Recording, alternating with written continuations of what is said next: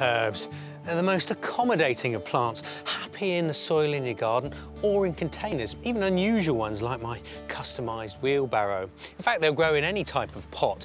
The only thing to know is that you've got to have a drainage hole in the bottom to allow excess moisture to escape. And also, if you're planting them in the soil, dig in a bit of this stuff, this horticultural grit. It just speeds up drainage so the roots don't sit wet in winter. If you do that, give them some sun, your herbs will love you for it. And when it comes to planting herbs, it's basically two types.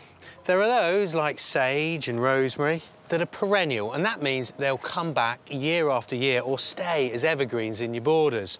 And it's these you want to plant first because they're going to give your garden the shape or its character.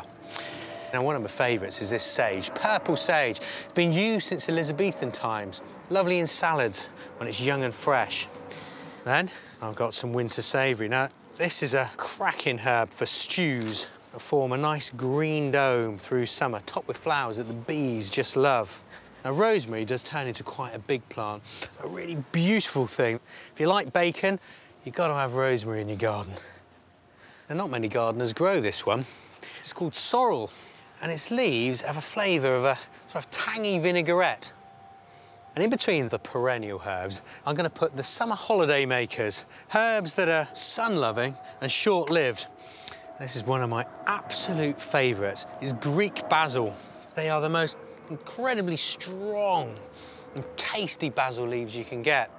Next up is a bit of parsley. No herb garden would be complete without some of this.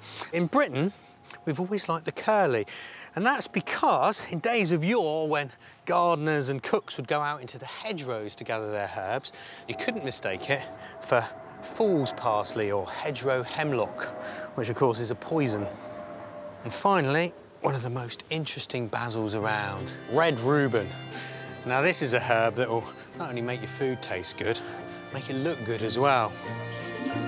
And of course, the beauty of a herb garden is that unlike a vegetable garden or a cut flower garden, herbs, you see, as soon as they're planted, you can start picking them and using them in your kitchen.